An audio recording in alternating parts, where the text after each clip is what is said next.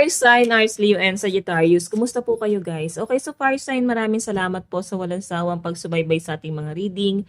And kung kayo ay bago pa lang sa ating channel, mag-subscribe na po kayo guys. And i-click mo na rin yung ating notification bell para lagi po kayo guys updated sa ating mga bagong upload. So tingnan natin, fire sign, ano ba ang inyong gabay? Fire sign, Aries, Leo, and Sagittarius. Gabay po ni fire sign, Aries, Leo, and Sag. Fire sign. So guys, meron tayong Knight of Cups. Tignan natin. Parang may new beginning, parang nabuhayan ka daw ngayong fire sign. Parang nakahinga ka ng maluwag. Okay?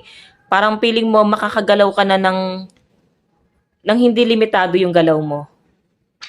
Ayan. Tignan pa natin. Parang walang nakabantay, walang naghihigpit. Parang walang balakid sa'yo ngayon. So, I think may nangyari dito guys para mawala yung mga balakid sa paligid mo. So, meron tayong King of Pentacles in reverse. So, meron ka ditong plano, fire sign, na matagal mo nang pinag-isipan. And dati parang hindi ka pa gumagawa ng action kasi nag-iisip ka pa. Pwede ilang araw mo rin pinag-isipan yan. Kung ikaw naman ay nakapag-decide na ngayon, I think dahil parang pinag-aralan mo siyang mabuti. Ayaw mo kasi magpadalos-dalos or mag-decide base sa emosyon, guys, no? Kasi naka-reverse yung pentacles. Kung nakaganito yan, mabagal yung desisyon. So, I think may ginagawa ka na ditong solusyon. Okay? So, tignan pa natin, guys.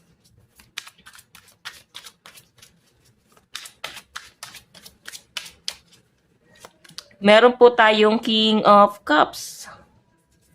So guys, may nakikita ako rito ngayon, parang nakikita mo yung value mo sa iba. Nakikita mo yung value mo sa ibang lugar. Pwedeng ikaw ay nag-change ng career.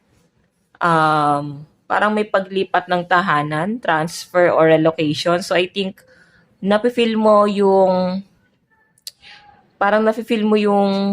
belong ka talaga dun sa lugar na doon. Na yon, no? Unlike before, kung nasang lugar ka man, parang nafe-feel mo na parang out of place ka, hindi ka welcome.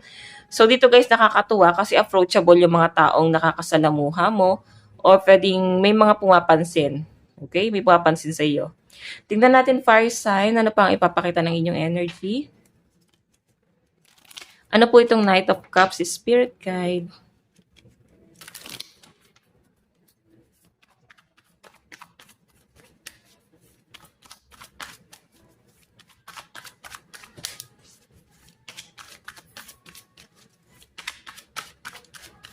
So guys, meron tayong 8 of Wands.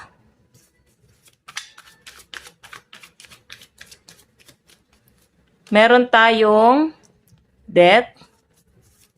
I think patungkol to guys sa relationship mo. May nakikita ko rito guys na maaaring naguluhan kayo pagdating sa love life mo. Siguro may pamilya kayo nitong taon to. Nasa-sense ko rito na parang nagkakaroon ng ng reconciliation. So, I think, nag-isip itong taong to kung kakausapin ka ba niya. Naguguluhan siya. Gusto niya kasi guys magkaroon ng balita sa'yo. Gusto niya guys kausapin ka. Hindi niya lang alam guys kung paano ka i-approach nitong taong to. Medyo magulo yung isip niya. Or pwedeng ma-misinterpret mo once na kinausap ka niya. Pwedeng ganun yung dating sa'yo, no? Iba yung intention, something like that. So, I think, ikaw may paglayo kang ginagawa sa taong to guys, sa pinapakita sa akin. Pero siya kasi guys, gusto niya ng new beginning. Nakikita kanya na someone na para bang matutulungan mo siya or magiging maayos ang daloy ng pera sa inyong dalawa kasi nakikita niya yung pagiging strong mo. Okay? Kasi Ten of Pentacles pwede ka daw maging husband or wife material. Okay? So, ayan. I think mag-iisip tong taong to kung gusto niya mag-reach out sa inyo, no? Mga ilang araw lang guys, nakakita ko maaaring kausapin ka ng taong to. So, tignan natin ano tong King of Pentacles.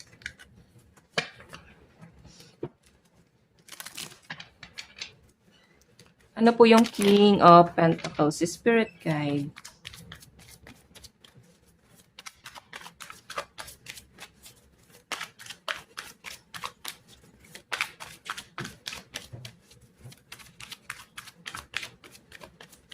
So guys, meron tayong 10 of Wands.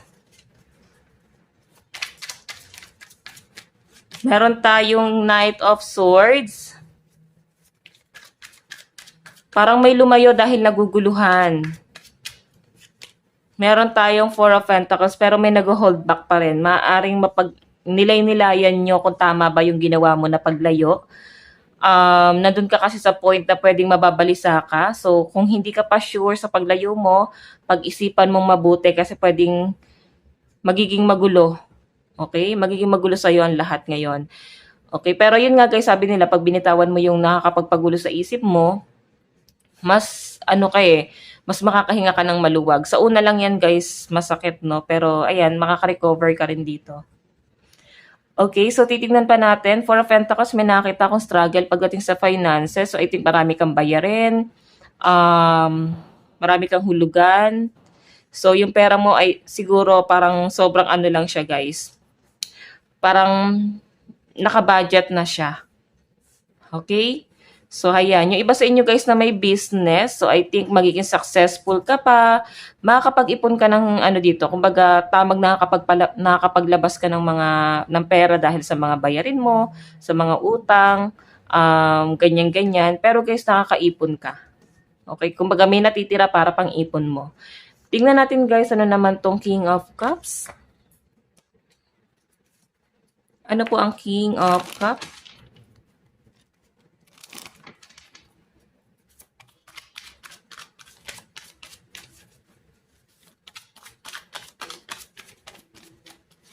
Meron tayong Knight of Wands. Meron tayong Chariot, the Chariot. Meron tayong Knight of Wands. Puro gulo.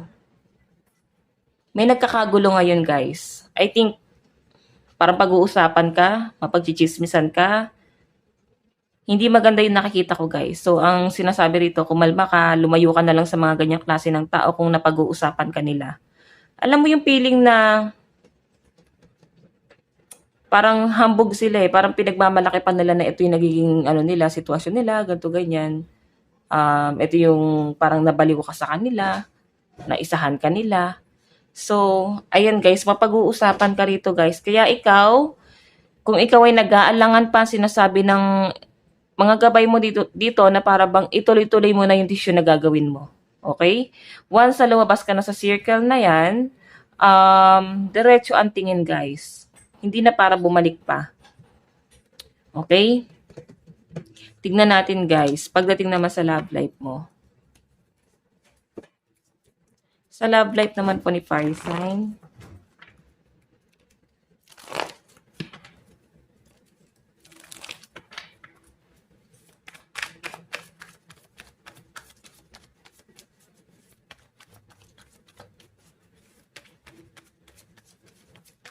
okay, so meron po tayong Eight of Pentacles. Meron tayong Queen of Swords. Love life po ni Fire Sign. Meron tayong Seven of Cups.